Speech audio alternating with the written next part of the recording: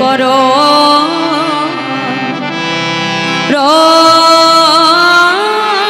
রঞ্জিত গোরার মালতী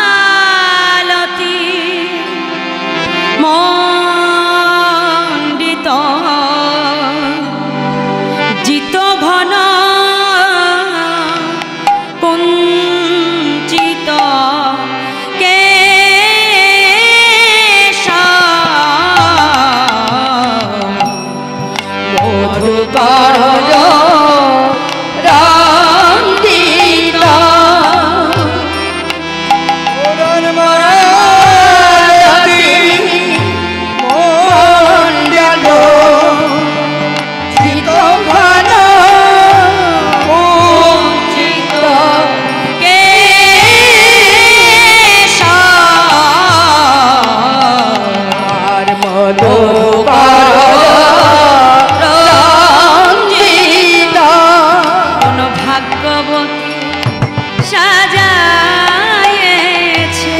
ভাগবতী সাজাইলু কোন ভাগবতী সাজাইছে কোন ভাগবতী সাজাইলু আমার গোরাবন মালিকে কোন ভাগবতী সাজাইছে আমার গোরাবন মালিকে কোন ভাগবতী সাজাইলু আমার গোরাবন মালিকে দেখো মল্লিকা মালতী দিয়া হরিব মালিকে দেখো মল্লিকা মালতী দিয়া আমার গোরাবন মালিকে ভগবতী সাজাইল। জয় রাধে। আমার বদনে যে এই যে রূপ বর্ণনা আমি আস্বাদন করাতে চলেছি বাবা, আমার কীর্তনের যিনি গুরু আছেন তিনি কিন্তু একটু কঠিন পদাবলী বেশি পছন্দ করেন। তাই এই পদাবলী যদি বুঝতে হয় বাবা মন দিয়ে বুঝতে হবে। নিজেদের মধ্যে হাসাহাসি গল্প করলে কিন্তু কিছু বুঝতে পারবেন না। শেষে যে বলতে পারবেন না যে কীর্তনিয়া কি গেয়ে গেল, কিছুই আগামাথা বুঝলাম না। শেষে যে যেন কীর্তনিয়ার কোনো দোষ না হয় বাবা, আমি আগে থেকেই বলে রাখছি। হরিবাসরে যখন এত কষ্ট করে রাতের অন্ধকারে জেগে বসে আছেন, তাহলে যে উদ্দেশ্য নিয়ে এসেছেন উদ্দেশ্যটাকে কিন্তু ঠিক রাখতে হবে, তাই না বাবা?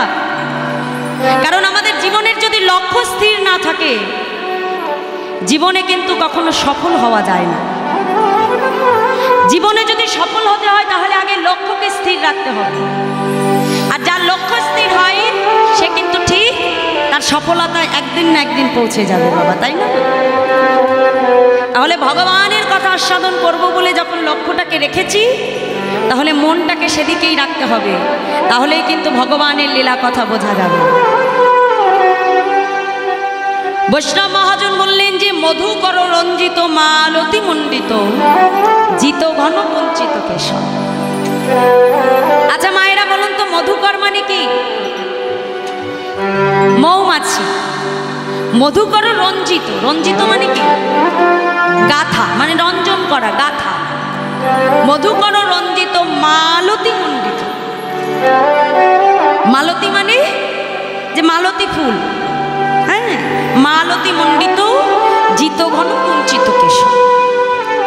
তাহলে আজকে এক নদিয়া নাগরী সাজির বেলায় সুরধনী গঙ্গায় জল আনতে গিয়ে, ওই সুরধনী গঙ্গায় যখন সাজের বেলায় জল আনতে গেছে মা, আজ গৌর রূপে নয়ন দিয়ে ওই নাগরী ঘরে ফিরে এসে আর এক নাগরীর কাছে আমার গৌর সুন্দরের রূপের বর্ণনা আছে। তাহলে মায়েরা এখানে দেখেছে একজন আর বর্ণনা করছে একজন, তাই না? দেখেছে কে? চোখ। আর বর্ণনা করছে কে? বদন। তাহলে একটা এক নাগরীর কাছে আমার গৌর হরির রূপের বর্ণনা করছে। এখন ওই নাগরী মনে মনে চিন্তা করছে, দেখি তো আমি যে রূপ দর্শন করেছি, তাহলে আমার দেখা আর ওর বলা এই দুটো এক হয় কি? ও মায়েরা, এই দেখুন, আমার বাবাদেরকে একবার বলেছি, বাবারা শান্ত হয়ে গেছে। মায়েদের আর কতবার বলতে হবে? মা, একটু শান্ত হতে হবে। মা দেখো, আজকে বৈষ্ণব মহাজন বললেন যে মধুকর রঞ্জিত মালতী মণ্ডিত জিত ঘন বঞ্চিত কেশব। আজকে আমার গৌর হরি এত সুন্দর করে মাথায় একটা মালতী ফুলের ঝোঁটা বেঁধেছে, আর সেই ঝোঁটাটার চারপাশে যেন মধুকর মানে মৌমাছি আজকে গুনগুন গুনগুন করে সেই ঝোঁটার চারপাশ থেকে মৌমাছি উড়ে বেড়াচ্ছে। আর নাগরী দূর থেকে দেখে মনে করেছি যে ওটা মালতী ফুলের মালা নয়, ওটা মধুকর দ্বারা রঞ্জন করা একটা মালা। আর যেই মালা আমার গৌর হরির যে কেশ রাশি, সেই ভ্রমরের যে কালো রূপ বাবা, আমার গৌর হরির সেই কেশ রাশি আজকে যেন ভ্রমরের রঙকেও আজকে জয় করে নিয়েছে। নিতাই গৌর হরি বল, হরি বল। তাই বৈষ্ণব মহাজন বললেন যে মধুকর রঞ্জিত মালতী মণ্ডিত জিত ঘন কুঞ্চিত কেশব। সখী, আমি আরো কি দেখলাম জানিস সখী? বলবো, তুই আরো কি দেখলিস? তিলক কবি নেন্দিত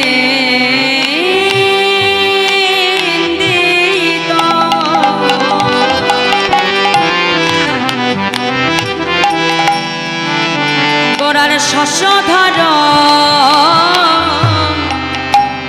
রূপা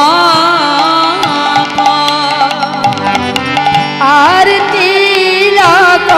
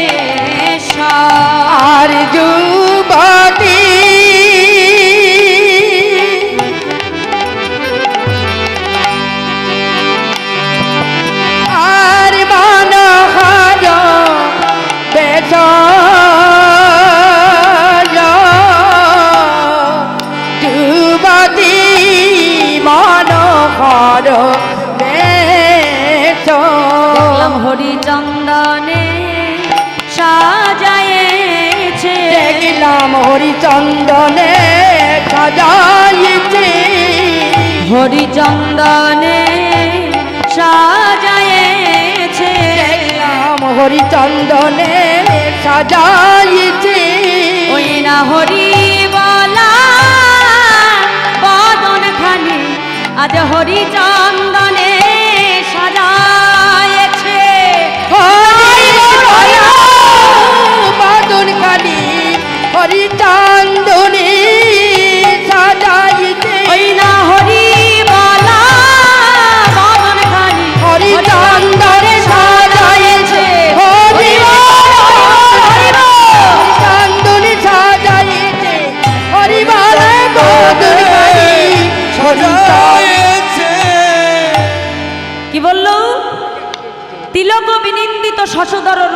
युवती मनोहर वेश। ও মায়েরা, আজকে গৌর হরির কপালে যে তিলক রয়েছে, বৈষ্ণব মহাজন বললেন আজকে গৌর হরির এই তিলক আকাশের চাঁদকে যেন নিন্দা করছে।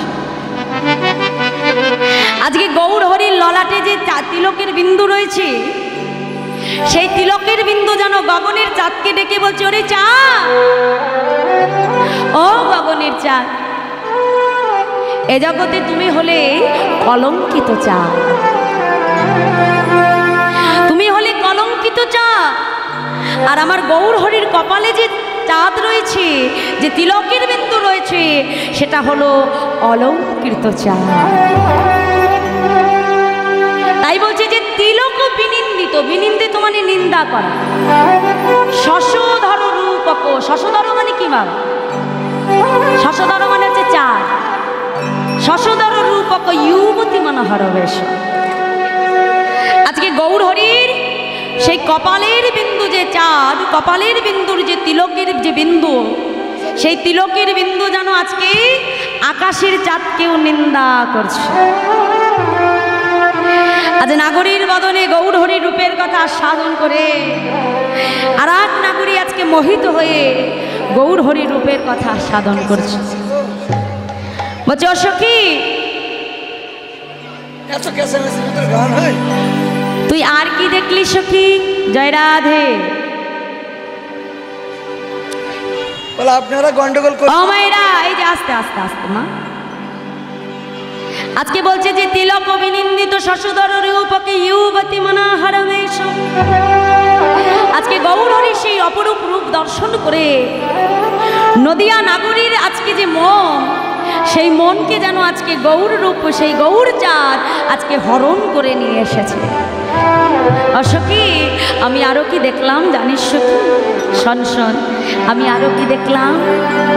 সখী কলয় গৌর মোদার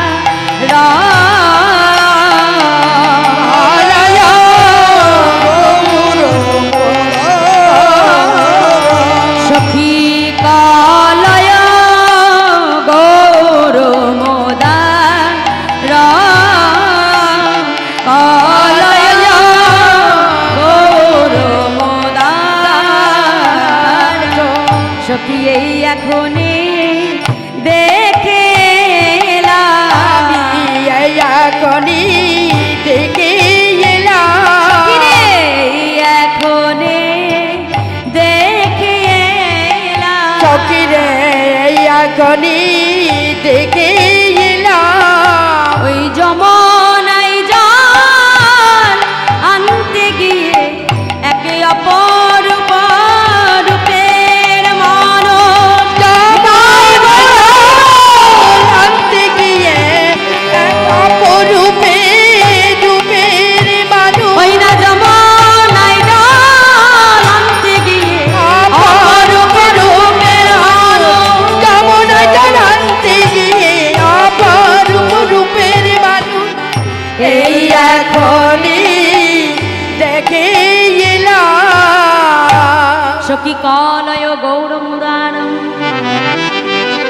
বৈষ্ণব মহাজন বললেন যে কলয় গৌর মুদারম, অর্থাৎ এই রাধা কৃষ্ণ মিলিত বিগ্রহ কলিতে গৌর হয়ে এসেছিলেন শ্রীধাম নবদ্বীপ মাঝে বাবা। শাস্ত্রে বলছে যে রাধা কৃষ্ণ একাত্মা দুই দেহ ধরি অনন্য বিলাসে রস আস্বাদন করি। এবে দুই দেহ আমার চৈতন্য গোসাই রাধার ভবরস আস্বাদিতে দুহ হলেন একঠা।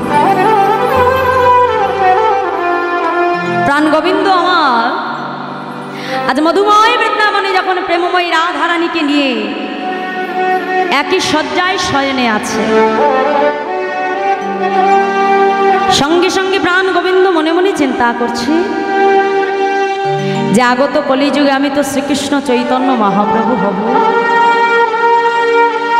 তো আমার যে শ্রীকৃষ্ণ চৈতন্য মহাপ্রভুর বেশ, আমি কি একবার আমার রাধেকে দর্শন করাবো না? প্রাণ গোবিন্দ আমার স্বপ্নের ভেতরেই রাধারানীকে আজকে সেই শ্রীকৃষ্ণ চৈতন্য মহাপ্রভুর বেশ আজকে দর্শন করিয়েছে। যেই না দর্শন করালো সঙ্গে সঙ্গে আমার রাধারানী চিৎকার করে উঠেছে, প্রাণ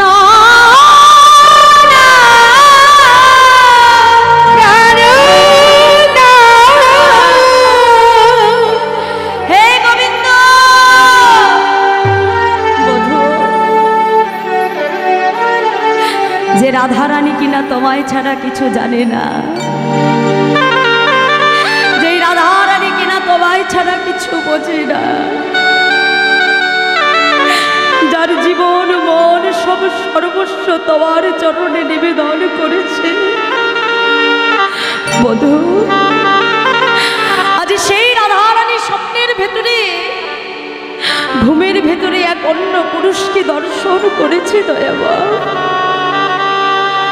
তুমি আমায় বলে দাও প্রভু, আমি স্বপ্নের ভেতরে যে পুরুষকে দর্শন করেছি সে কে? প্রাণ গোবিন্দ মৃদু হেসে বলছে, রাধে, ও রাধে, তুমি স্বপ্নের মধ্যে যে পুরুষকে দর্শন করেছো তাকে দেখতে নিশ্চয়ই আমার থেকেও সুন্দর, যাকে দেখে তোমার বলতে নারীর নারীত্ব বলতে যা কিছু তুমি তার চরণে নিবেদন করে দিয়েছি। বধূ তুমি কি জানো না, এ জগতে কোন রমণীর যদি দুই স্বামী পদে মতি থাকে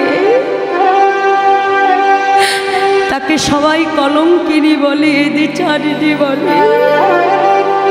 বধূ তবে কি আজ তোমায় ভালোবেসে অবশেষে আমি কি কৃষ্ণ প্রেমের কলঙ্কিনী হলাম? তোমায় ভালোবেসে কি আজ আমাকে কৃষ্ণ প্রেমের কলঙ্কিনী হতে হলো? দয়াময়, যদি আজ আমাকে কলঙ্কিনী হতে হয়, আমি মধুময় বৃন্দাবনে সকল ভক্তের দাঁড়িয়ে দাঁড়িয়ে গিয়ে বলবো, গো তোমরা কেউ আমার গোবিন্দকে ভালোবেসো। কেন জানো? আমার গোবিন্দকে ভালোবাসলে তাকে যে কলঙ্কিনী হতে হয়, আমার গোবিন্দকে ভালোবাসলে তাকে যে অবশেষে দ্বিচারিণী হতে হয়। গোবিন্দ বলছে, রাধে তুমি শান্ত হও, তুমি যে পুরুষকে দর্শন করেছো তাকে দেখতে কেমন? যে পুরুষকে আমি স্বপ্নের ভেতরে দর্শন করেছি তাকে দেখতে ঠিক তোমারই মতো, কিন্তু জানো বধূ, তোমার সঙ্গে তার পার্থক্যটা কোথায় জানো? তোমার অঙ্গে যে নাচবে আর তার অঙ্গে যে ছিন্ন বলির বস্ত্র, তোমার হাতে যে বহুল মুরলি আর তার হাতে যে দণ্ড কমণ্ড, তোমার মাথায় চাচুর চিকরকে আর তার মস্তকটি যে মুন্ডন করা। দয়াময়, বলো বলো, আমি স্বপ্নের ভিতরে কোন পুরুষকে দর্শন করেছি আজ তোমায় বলতে হবে।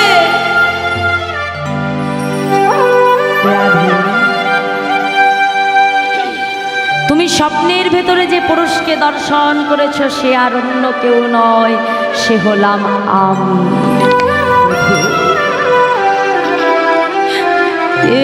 তুমি কি বলছো? কোথায় গেল তোমার সেই চাতুর চিকরকে? কোথায় গেল তোমার সেই রাধে? কোথায় গেল তোমার হাতের মধুর মুরলি? রাধে, এই মধুময় বৃন্দাবনে এসে আমার বাঞ্ছা পূর্ণ হয়েছে রাধে। কিন্তু আমি ভগবান হয়ে এটা বুঝতে পারলাম না যে জগতে ভক্ত আমায় ভালোবেসে কি সুখ পায়। এ জগতের ভক্ত আমায় ভালোবেসে কেন তারা কৃষ্ণ কৃষ্ণ বলে কাঁদে? কেন তারা আমায় ভালোবেসে কৃষ্ণ কৃষ্ণ বলে কাঁদে? আমি যে ভগবান হয়ে বুঝতে পারলাম না রাধে।